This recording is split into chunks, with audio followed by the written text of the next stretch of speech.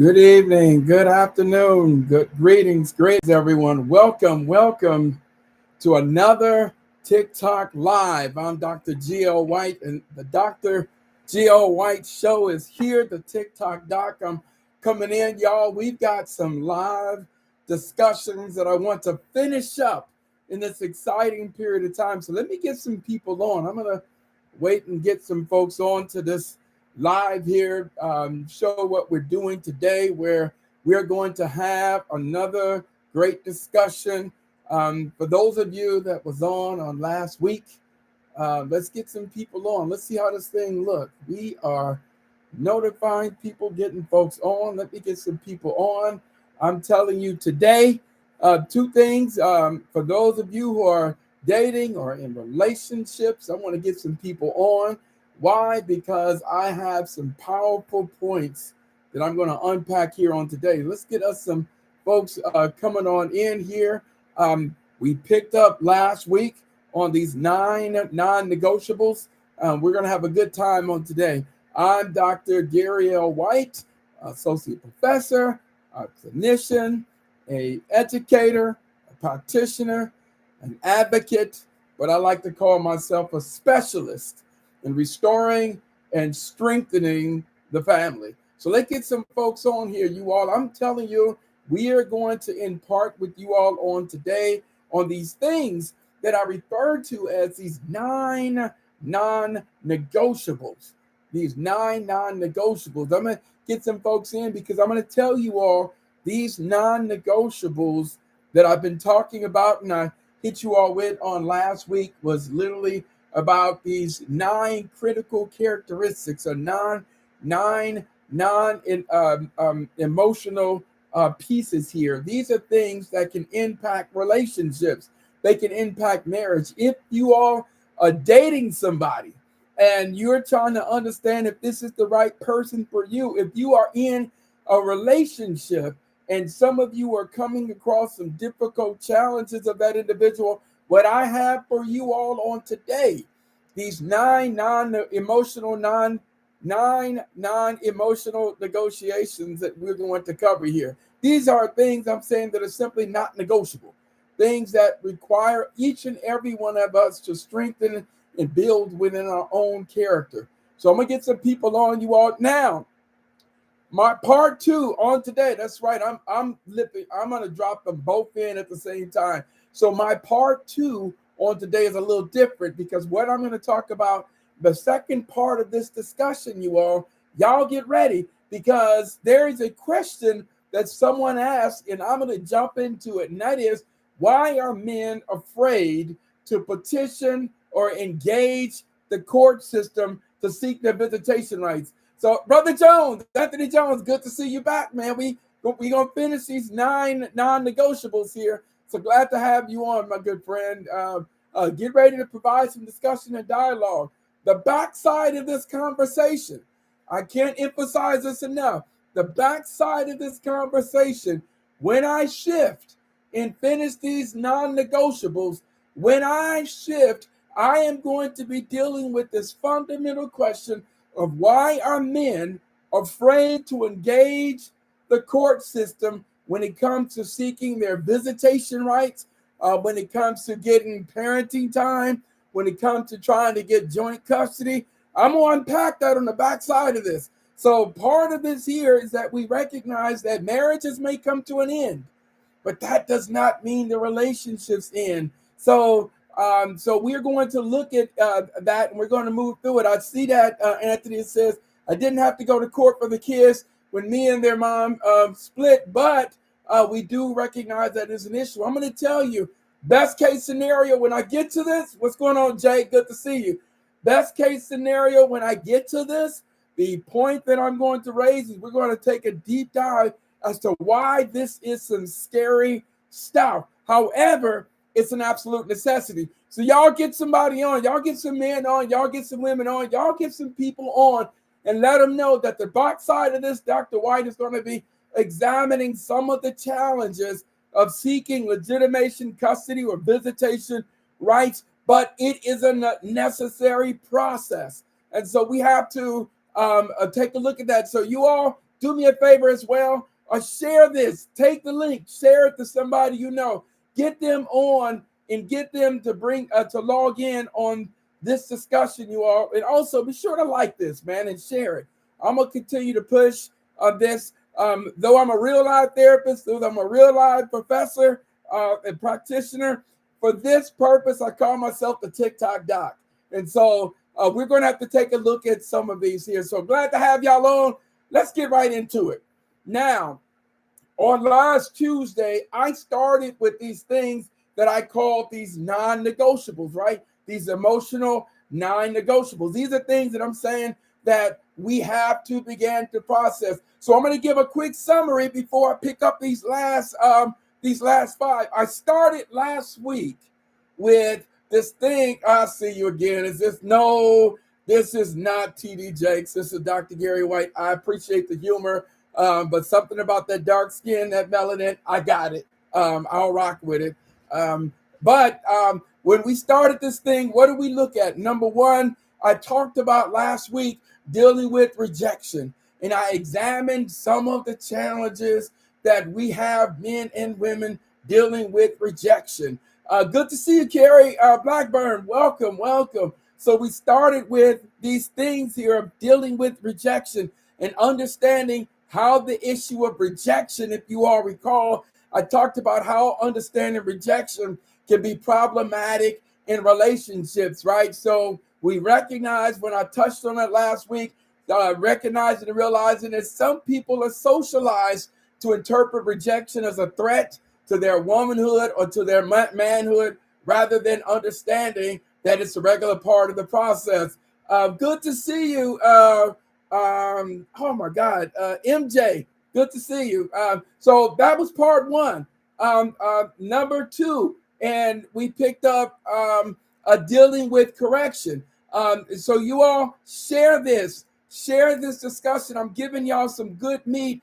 I'm in the process right now. What I'm unpacking for you all is an opportunity to improve, to strengthen, to restore, to repair your relationships and your marriage. And so all of this is critical. So we started with rejection. That was the first thing. The second I talked about was examining the difficulty some people have with handling correction. And I told you all that some people, you handle and receive correction even though you're getting correction from people who care for you. What I said last year, oh, hey, Mariah, I did jack that up, right? What I did say is last week, I said that the challenge with some people dealing with rejection, I said there's a truth that 85% of the people in your life, in your circle, got your best interest at heart. And I said that if you respond to correction for the people who want the best for you, the same way you respond for people who don't have your best interest at heart, it's problematic. And so we examined why we have to pay close attention to how we deal with and how we handle correction. Correction can cause triggers, right? And correction can cause people to become defensive or withdraw from affection. Some people can even posture physically. So we understand that we have to examine in your relationships how people handle correction. Do they escalate in conflict? Or is it an inability to learn and grow because can't nobody tell you anything? So we had that as number two in terms of understanding how to handle correction. Y'all, we're going to get to these, but I'm being intentional about that. I told you all that the issue of correction last week is connected to our ego, and we examined a little bit about it. And point of clarity for my psychologists and clinicians out there, please tell people that a strong ego is not bad. It's that id and that superego, according to Freud, that we have to pay attention to. But a healthy ego is not a bad thing. And so we talked about that on last week. So we moved from correction to rejection, and we took our time. And I challenged you all to talk to somebody, right? And ask them, is it difficult to receive correction? If you receive it difficultly, it's a great opportunity definitely to learn how people may very well respond to you. And so we went from those pieces, and then we stepped into another one here. So in this next one that we jumped into, I think it was very important in our healthy functioning. I think it's very important to how we handle and move through our relationships. So after that, we dealt with handling pressure and recognizing that some of us just don't do a good job of managing reflection, right? We become disengaged under pressure. We quit relationships. We leave, we break up soon as things began to take place. Just handling pressure. For those of you who got married, them wedding vows, sickness and health, richness and poor, all of these are varying forms of dealing with pressure. And we acknowledge that people who struggle with dealing with pressure quit. They give up. They do those things. So I think that that's very important. So we moved, and this was good, y'all. We moved from dealing with pressure. And then I think number 4 was the emotional management or emotional intelligence. This one here, as I set the tone, I told you all that emotional intelligence is something that we have to engage. We have to understand. I told y'all that emotional intelligence has a lot to do with understanding your emotions and understanding other people's emotions. So what I am saying here is that I'm saying, Ayana, I recognize that I can explain something to you one way, but I have to be mindful of how I explain that thing to someone else because they may not receive it correctly, right? Next, right, was the right way and the wrong way to be wrong. So I'm not going to go into all of them too much because I want y'all to go back and look at the video. But yes, recognizing that there was a right way and a wrong way to be wrong. And that was very important because that's part of that defensiveness. That if somebody tries to correct you, and if someone tries to correct you and you, well, what about you? And you flip it or you hijack it, it's the wrong way to be wrong. The right way is accepting responsibility and accountability. So here we are. My 6, 7, 8, and 9, my last 4, you all, taking responsibility. So here's the question here. Well, I'm going to start with this comment. If the Negro keeps saying, I'm sorry, I'm sorry, I'm sorry, I'm sorry, at some point, you have to take the person at their word. They just might be sorry, right? So, but taking responsibility, all jokes aside, is a very difficult thing, right? That's owning what you've said and owning the impact. Now, the question, not what you say, it's how you say it. You're absolutely right. In taking responsibility, just like with emotional intelligence, how if your goal is for someone to receive your points, then you need to be mindful of how you say it. And so next one here is taking responsibility. So the question I have here is for anyone on this piece here, because we know what happens when people struggle to take responsibility. So the question I'm asking here, are you quick or are you willing to take full responsibility for your role in a mistake or an incident? Or is it difficult for you to do that? Right? Are you able to take responsibility for something that you've done? Rayman, good to see you. Ayana, thanks for sharing the live. Y'all keep pushing. But the question I have, is it difficult for you to take responsibility? Is it uncomfortable in your job or in your relationship? I'm kind of curious to see that. You have difficulty in taking responsibility. It's a good point. It's a good question that we have to begin to examine because some people, Rayman, thank you for sharing it, man. Get that out, man. I appreciate that. We're going to get people on, especially when we get to the backside of this thing. I'm telling you all, it's very important here. But you see here, no, it supports the growth of the mindset. You're absolutely right. But some people struggle. So here's the analogy that I like to give. And I want y'all to share this here. Imagine you are in the bed and a fire breaks out. What is the first thing you're going to do if you're awakened to a fire? Somebody tell me what's the first thing you're going to do. I know it's common sense, but you'll see in a moment that sense is not common. So what's the first thing that you do when a fire breaks out? All right. So yes, the first thing we do is to get out of the house.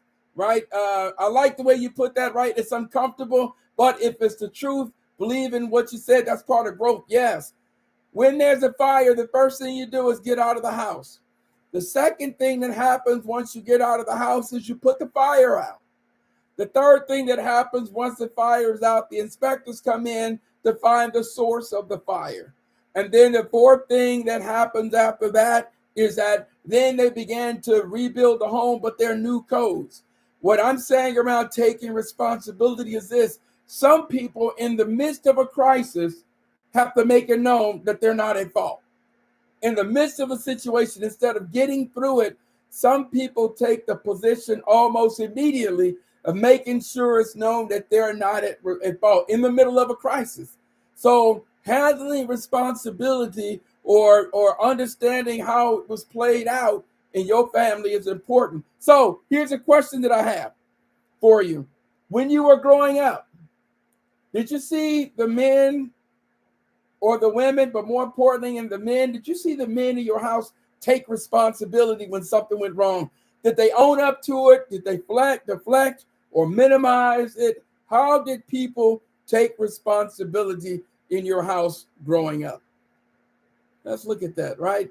Defensiveness is the ego responding. Yeah, it is the ego responding, but a certain part of the ego that's responding, right? So that defensiveness, a weak superego, will cause and move us to that defensiveness.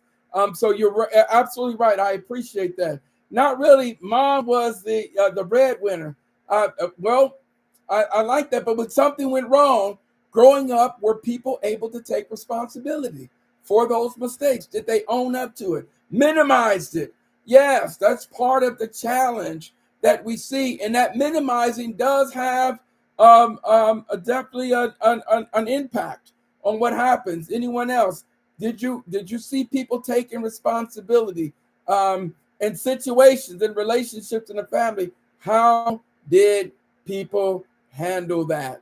And so someone says, not really. Mom was a breadwinner. Someone says they minimized. If my dad was wrong, I like that. He said if my dad was wrong, he made sure to berate who brought it up to him. That's that defensive mechanism right there, right? It's accountability. Some yes, some no. I like that.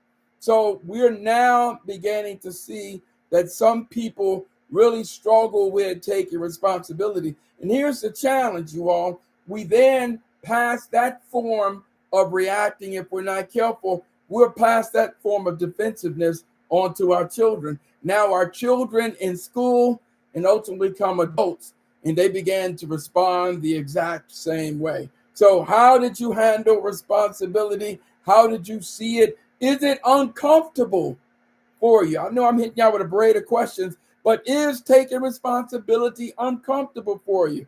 It's accountability, yes, some, and no. I like that. Thank you, Anthony. I appreciate that. Is taking responsibility a difficult thing for you?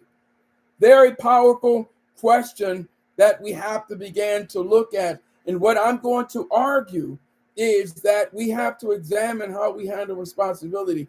In the relating phase, in the dating phase, these are some of the things I'm telling you all to begin to observe. Anthony said, truth is truth. It is what it is. Absolutely. And Anthony, man, I wish people have that mindset intellectually, but on the other hand, I wish people had the ability to practice that. And so, but we do know that there's some strength and some building that has to take place on taking responsibility. But the backside of taking responsibility, y'all, is this. Oh, wait a minute. I like this. Jay said, in my older age, it's no longer difficult for me. That's process, you all. That's how we evolve. And Jay, I think I'm going to agree with you on that as well, is that in my youth, I might have, my first reaction may have been defensiveness, or definitely my first reaction may be to minimize what is being said. But we fully recognize the negative impact of when we do that. And that negative impact when we do that, some people take a victim mentality. Some people may be inconsistent in how they communicate and respond to people. Some same got to go through life to learn. You're absolutely right. It's part of the learning process, you all. And so we take a look at that. But hand in hand with responsibility is, and this is different, y'all. This is different, and this is going to be very uncomfortable for some people. This number 7, very challenging for someone, and that is accepting accountability. Accountability includes, watch this, you all, understanding that there are consequences even after an apology. So you all, I'm going to slow down here because I need you all to digest this. You have done something. You've taken you owned up to it, responsibility. You've taken accountability, meaning that you understand what has happened. You've entered seeking forgiveness. But here's the tricky part, y'all, about accountability. Someone accepts your apology, but there's still consequences that come with it. And this is where it becomes very tricky, because some people, yes, it's possible that I can accept your apology, but there's still the consequences. Oh, I like this here. As a Gen X, I realize how my accountability is an important model of behavior for others' growth. Yes, to own it, but at the same time, there may very well be consequences that come with it. Y'all, I'll give a good example. I run a class every week for people who are court ordered for family violence. According to the rules of the state of Georgia, you're not allowed to miss more than 3 sessions of 24 weeks.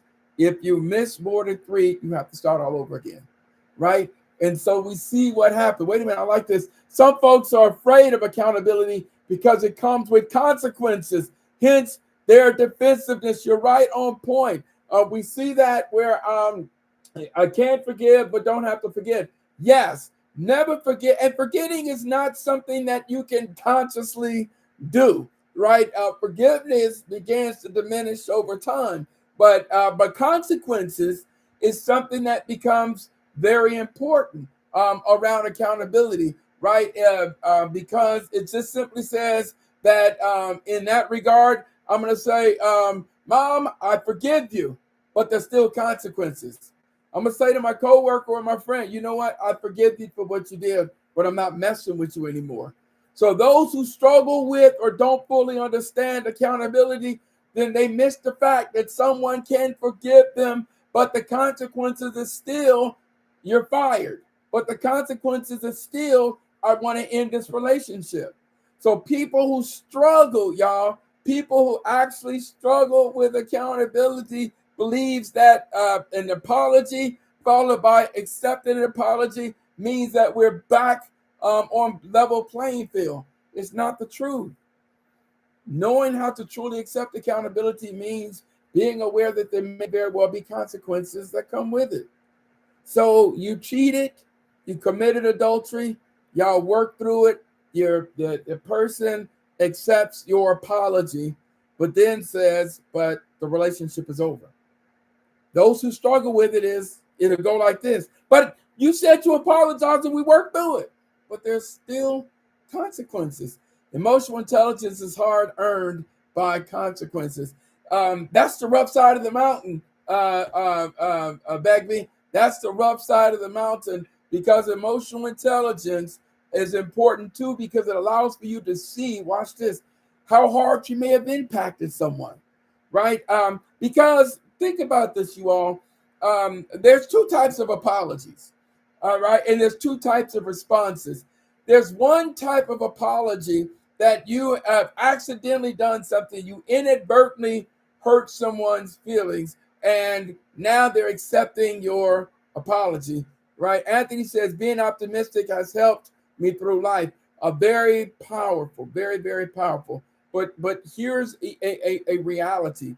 The work that we have to do around understanding and taking accountability from the emotional intelligence side says that I have to be prepared for the consequences that follow. And so accountability is very, very difficult. Entitlement to forgiveness is one of the things that people think is just because they apologize. So that first time of apology was an honest mistake, a little easier to recover. But that apology, when you did something wrong and you knew it was wrong, but you got caught, I'm telling you, that type of apology takes a little longer for people to heal. So accountability is a difficult thing. I appreciate everyone on that. Accountability is difficult, but if you have that sense of entitlement, just because you apologize, you expect someone to forgive you, it becomes problematic. So that's why we have to examine this, you all. Y'all, let me just pause and say, you all get other people on, share people. I'm the TikTok doc, just imparting these 9 emotional non-negotiables, things that have to be strengthened within ourselves and within our partner and within our relationship to strengthen the marriage and the overall relationship. Right now, we're on number 7, just dealing with accepting accountability. So that becomes very, very important here. A resentment towards the boundaries. Some people who struggle with accountability, they get in their feelings because boundaries have been set. And so now I'm going to tell you, make history. I'm going to tell you that you violated a boundary. But guess what? I don't have to be all emotional about it because it's the consequences. Right. And so, but that definitely takes work. You late for a job interview and they don't interview you. Yes, you're mad. Yes, you're upset. But the consequences that we must be mindful of and develop in us to begin to handle. So that's a big one. And for those of you you fathers, I'm going to tell you, learning accountability is important because without it, you're undermining authority and structure even within the family, how we raise our children. So our children have to see that. So here's the question. Growing up, did you see the men in your family taking accountability and accepting the consequences? Did y'all see that growing up? Did y'all see people in your family, especially the men?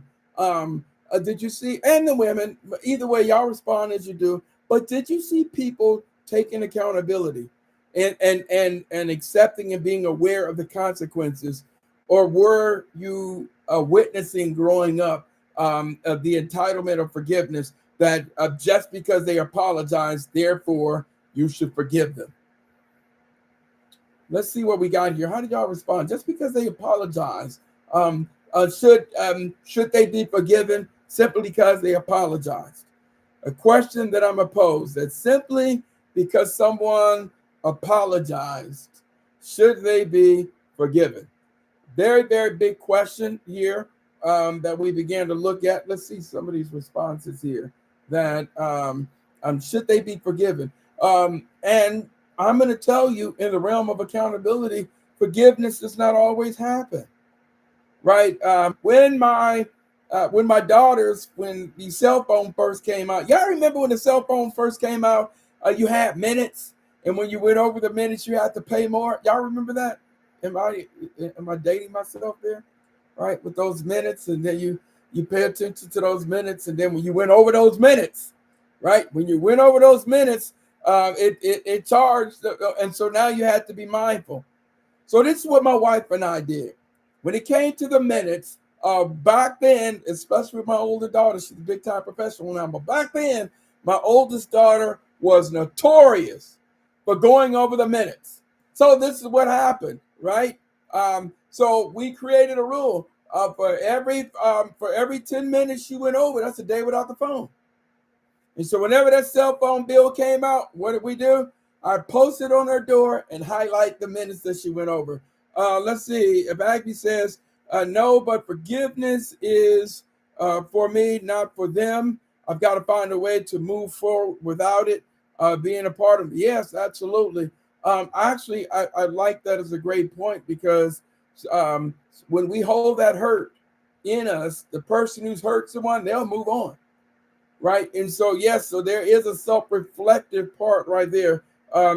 He's in a paradise with him just because he believed. I'm not sure what that means, but I do. But I do fully believe this is that, like with my daughter, I would put that note on the door, and I would highlight the minutes that she went over, and I'd multiply that for the days without the phone. And the instruction was to leave the phone on the desk. And so, and that became understanding the consequences.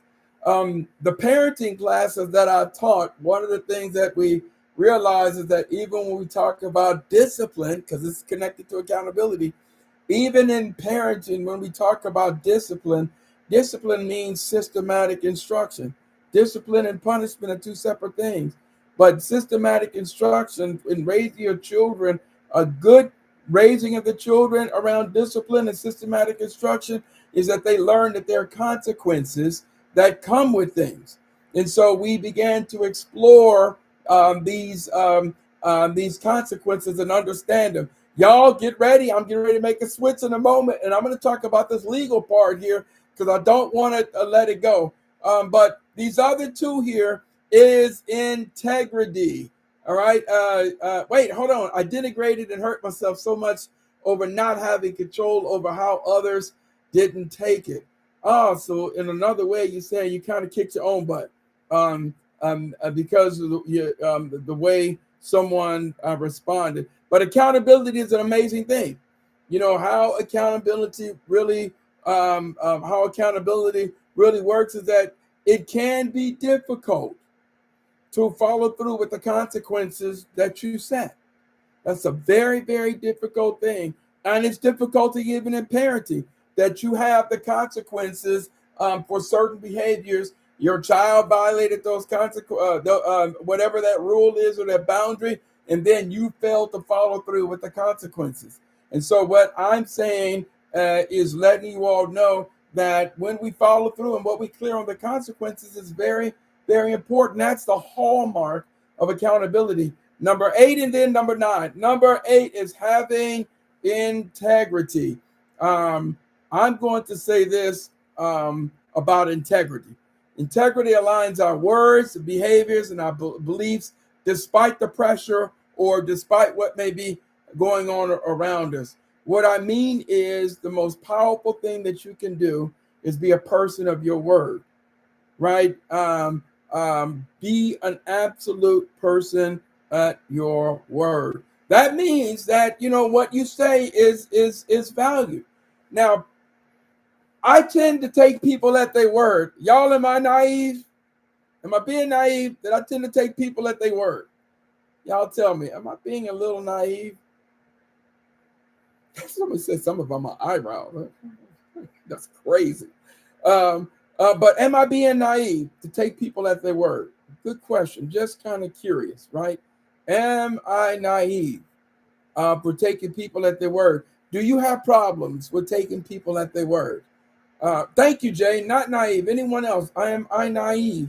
You get one chance. You know where I'm about to go with this. Yes, you get one chance. Anyone else? Am I naive, or do you take people at their word? I do. I take everybody at their word, right? I mean, with a degree, because remember, we already talked about emotional intelligence, so I do have some self-awareness. But for the most part, I take people at their word. I know, but you get one chance. That's right. So here's where I'm going about the consequence of taking people at their word. Your word is your word. Now, you go against your word like the stock, then the value of your word goes down. Period. So, and so it ain't nothing personal, but if this is what you said and you present it with something else, I'm going to say, I valued your word and you just gave me the value of your word.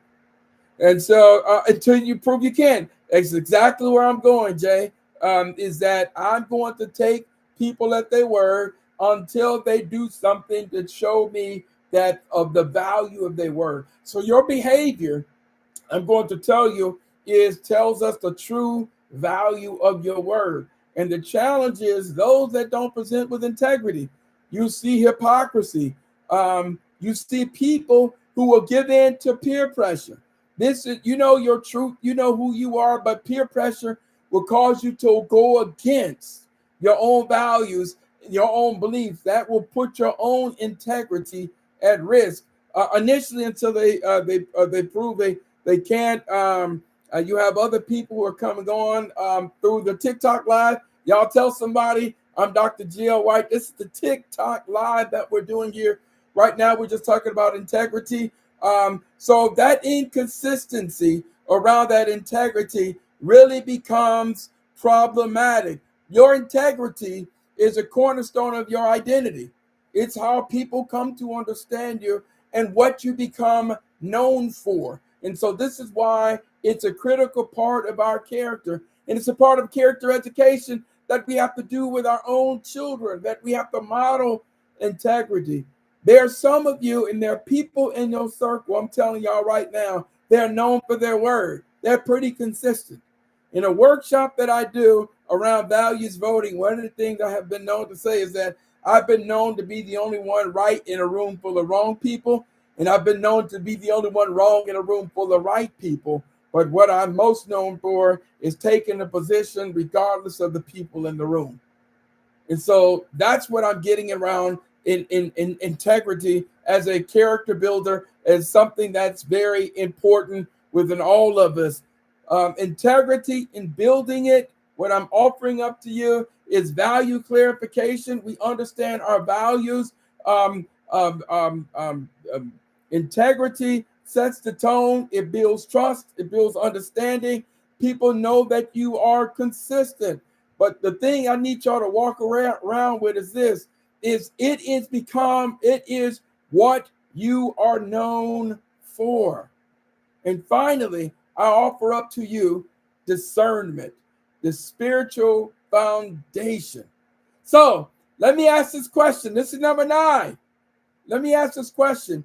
Have you ever been in a situation where you met someone and something about them just wasn't right? It ain't nothing that they did, but it's just something about them, your gut, something about your spiritual barometer told you that just something wasn't right about that person.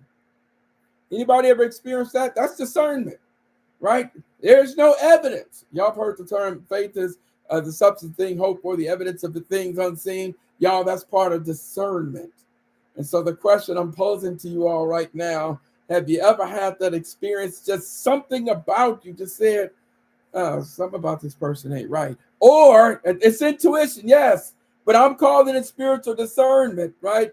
That part in you that have you met somebody and just something about that person was just right, right? There have been situations where people have been interviewed, and when you're in tune with your discernment and how your discernment impacts other people, you'll run into situations where someone will say, you know, this is not the best candidate, but something about that person I like.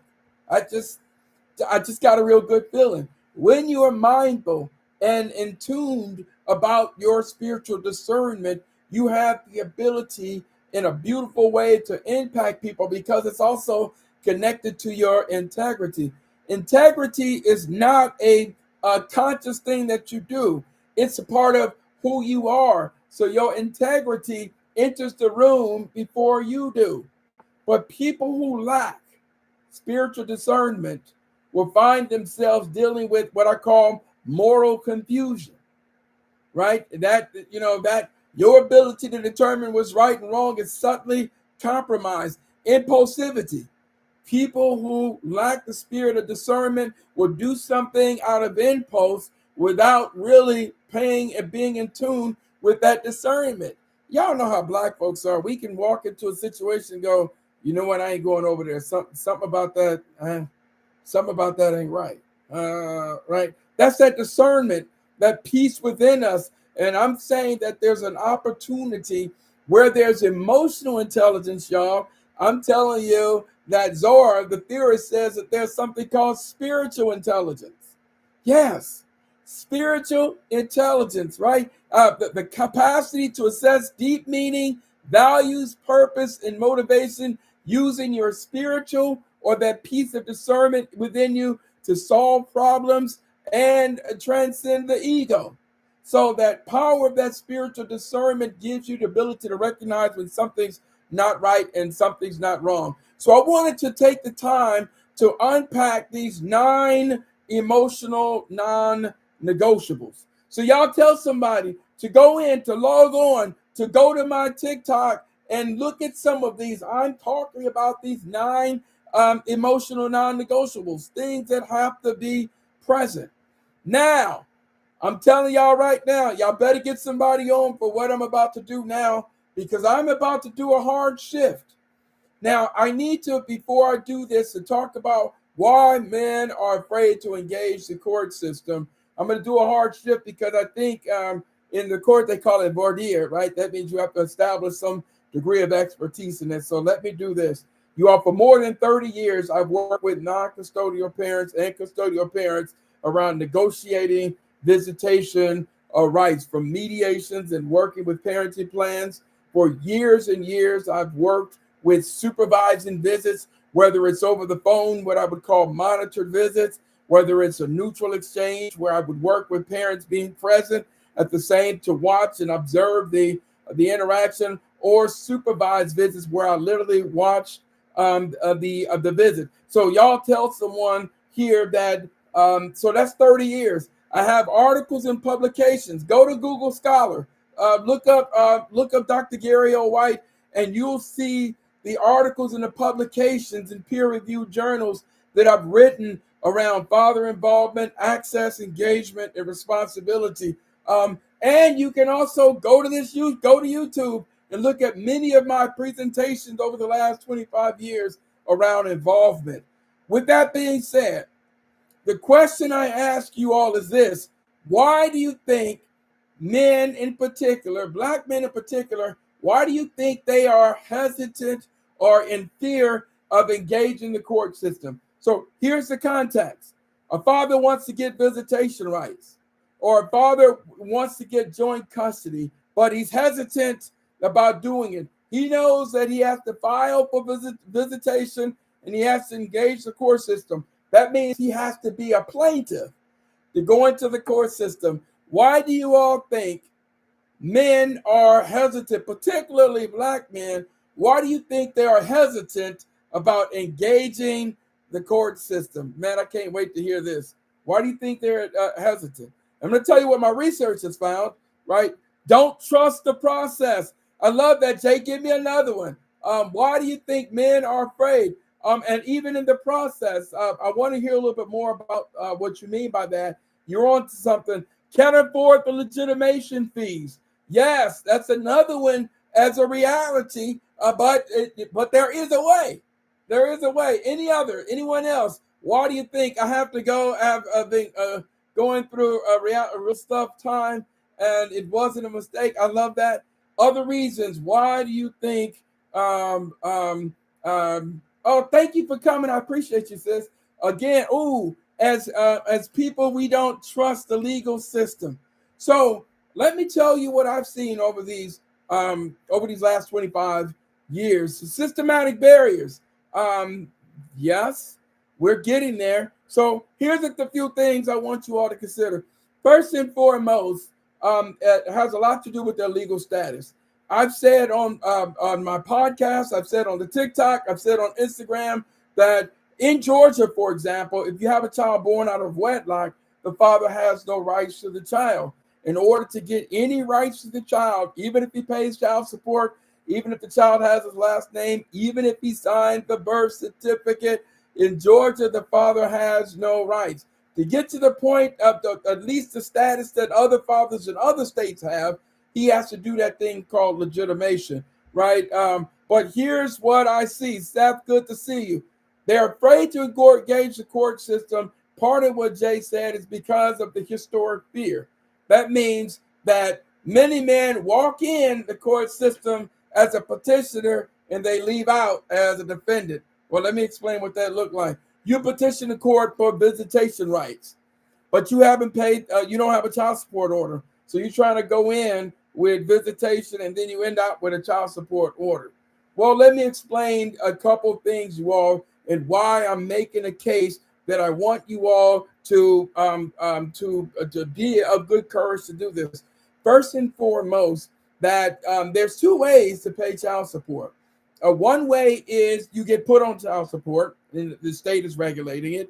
And there's another way child support happens if you're filing for visitation and you and the custodial parent has negotiated whatever that amount is, then you all put that in the visitation order, right? And so, especially if you have that degree of a functional relationship with the custodial parent, you can certainly do that. So one of the things that we recognize that eliminates that fear is that if you can file and put that in the system. Now, I'm going to say this outright, 1,000%. I'm going to tell every man, and yes, I'm being honest, regardless of your financial status, and do everything in your power. Do not go into court without an attorney.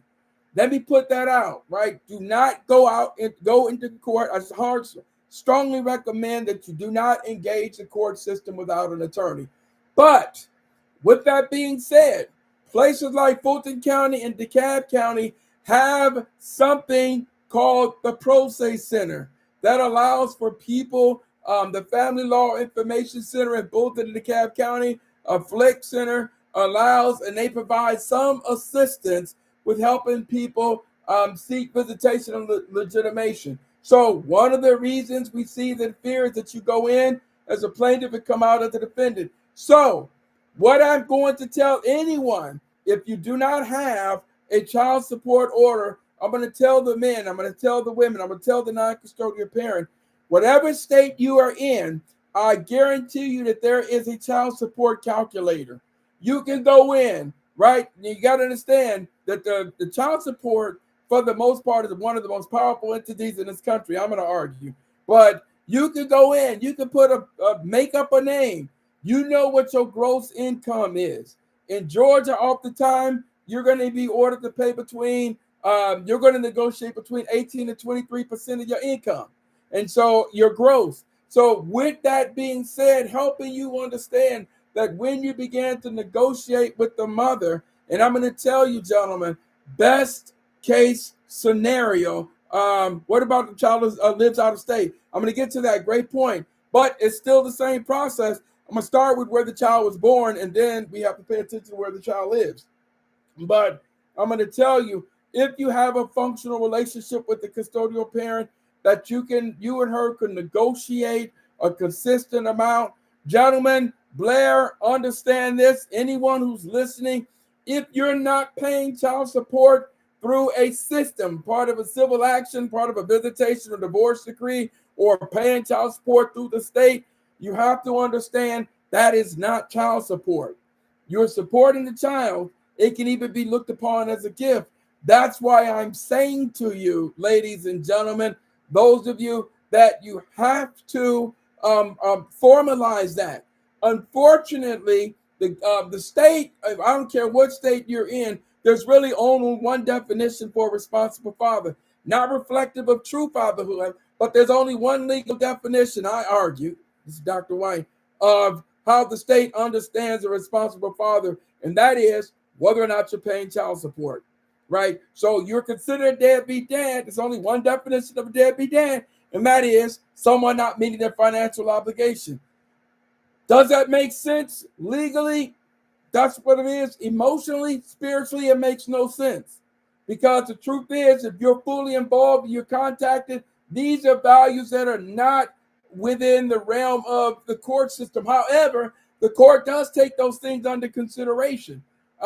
You have been paying and supporting, but not through the system, can be very, very important, especially if someone alleges that you have not been supporting the child, right? So that fear has everything to do with that child support. But here's the thing.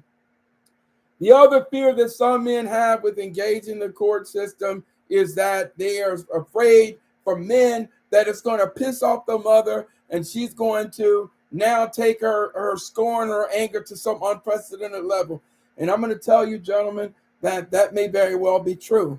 But I'm going to tell you, it is something that we have to actually go through, right? And so, again, you all, the square root of all of this is a healthy, functional co-parenting relationship.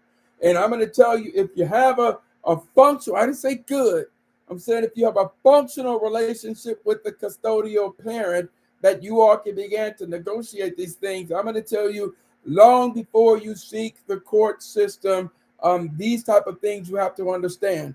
But if the mother is out of state with the child, you all have to understand that you're going to have to likely petition the court in that state for the visitation. So that means that you've got to understand what the rules and the laws are in that state. You can still do it.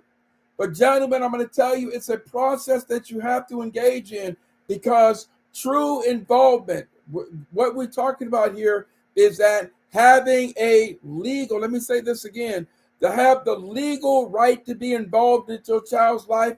And I don't care, listen, I don't care what state you live in.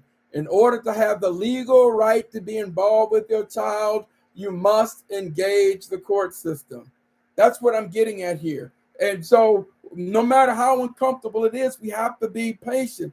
Now, for the custodial parents, you have to understand, especially those who have the child out of wedlock and they were not married, you must understand that they've had all power since the child got here. And so in order for you to have visitation or seek visitation, the challenging part here is that it does require and it will mandate that she loses some of that power.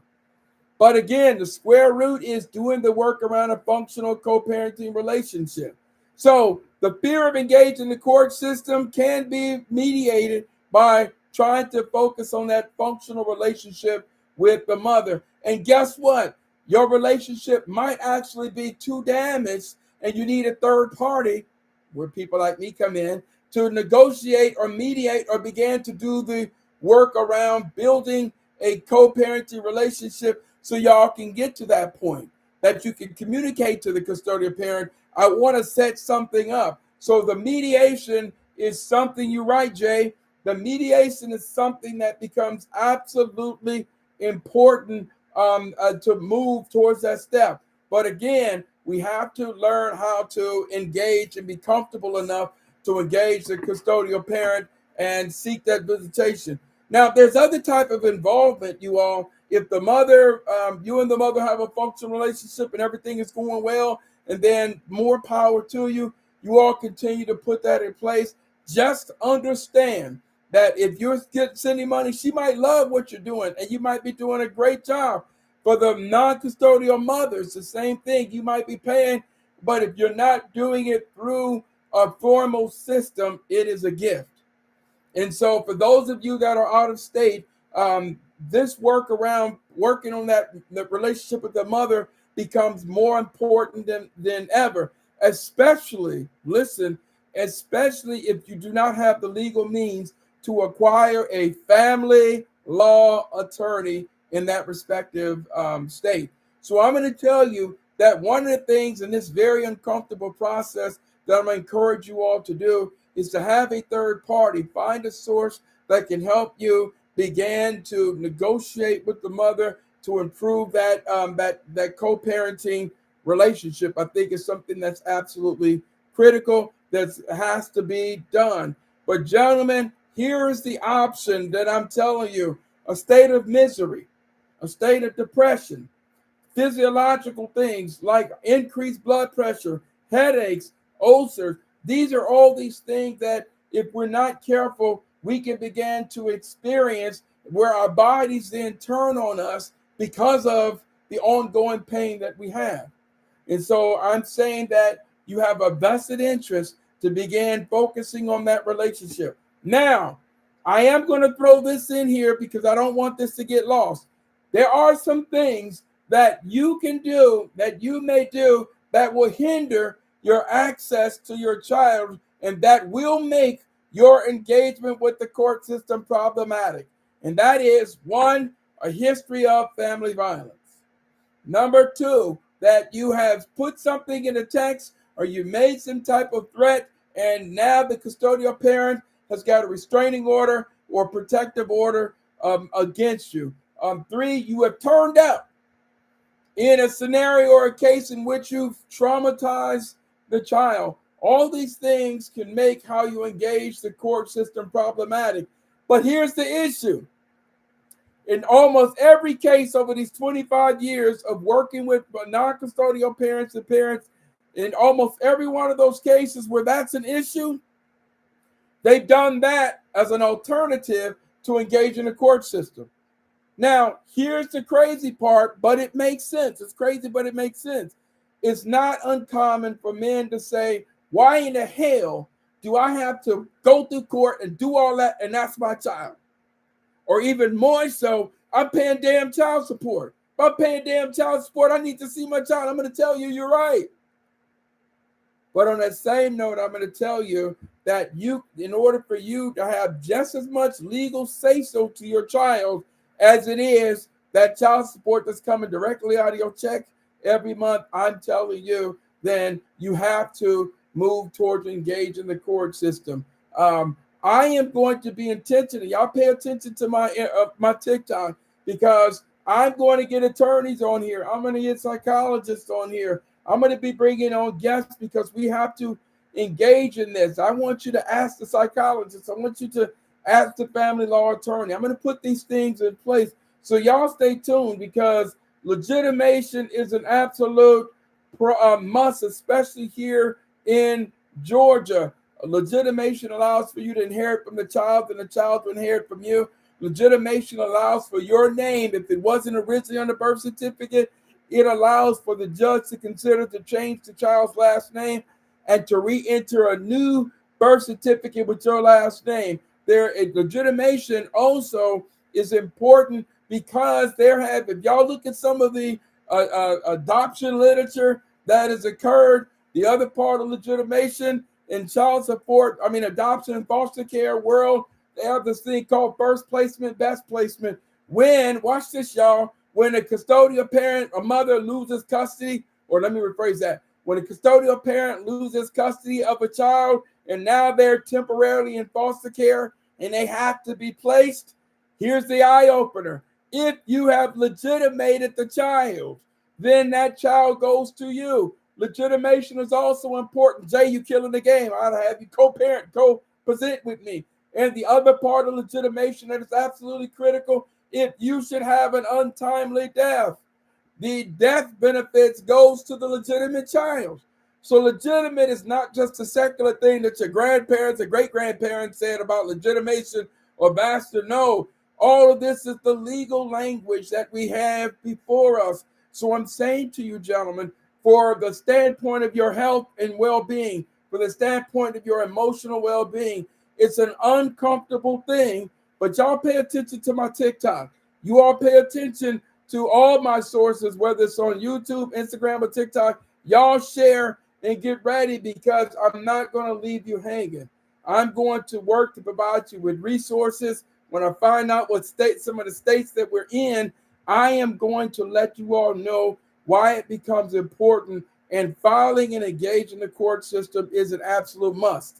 So if some of you know me, I'm going to tell you right now, go to Dr. Jill White, follow me on this TikTok. I'm going to work to get you all resources. But for my fathers, for you fathers out there, I'm telling you that you've got to get it done.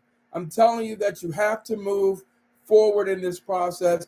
It's absolutely a must for your emotional, physical, and spiritual well-being. And I want you to be just as formal. I'm Dr. White. Thank you all for joining. Take care. And I will see each and every one of you on next week. Take care. God bless.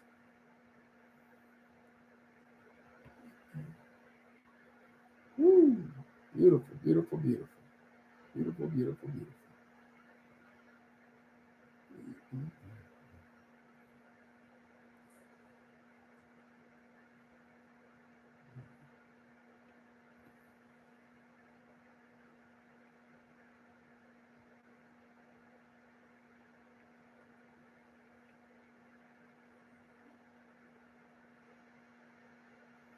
Take care.